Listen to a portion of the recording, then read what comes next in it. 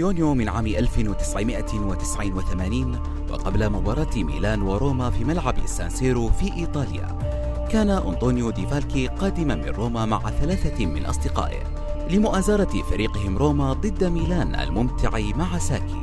في الساعة 11:45 أي قبل 5 ساعات من بداية المباراة، كان أنطونيو وأصدقائه يقفون أمام البوابة رقم 16 في ملعب سان سيرو مخفين أي شعارات تتعلق بفريقهم روما خوفا من حدوث مشاكل.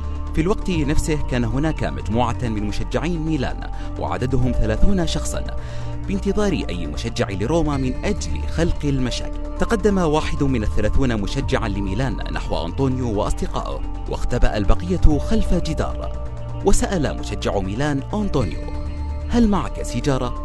رد أنطونيو: كان لا، محاولا إخفاء لكنته الرومانية. وتبعه مشجع ميلاني بسؤال ثانٍ: كم الساعة الآن؟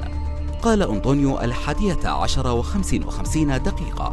قالها بلكنة تجلى عليها وضوح اللهجة الرومانية. عندها صرخ مشجع ميلان لأصدقائه 30 والمختبئين خلف الجدار، وأمسكوا بأنطونيو وهرب بقية أصدقائه. لقد أبرحوا أنطونيو ضربا وركلا حتى سقط على الأرض، لتأتي سيارة الشرطة ويهرب مشجعين ميلان ليبقى أنطونيو على الأرض. عندها اتصل أفراد الشرطة بالإسعاف. لم يكن أنطونيو يعاني من مشاكل، حيث استطاع التحدث مع الشرطة وشرح لهم القصة، ولكن شيء ما حدث وسقط أنطونيو مرة أخرى على الأرض. عندها حاول أفراد الشرطة تدليك القلب وإعطائه تنفسا صناعي فقط 5 دقائق حتى وصلت سيارة الإسعاف، ومستشفى سان كارلو ليس بالبعيد.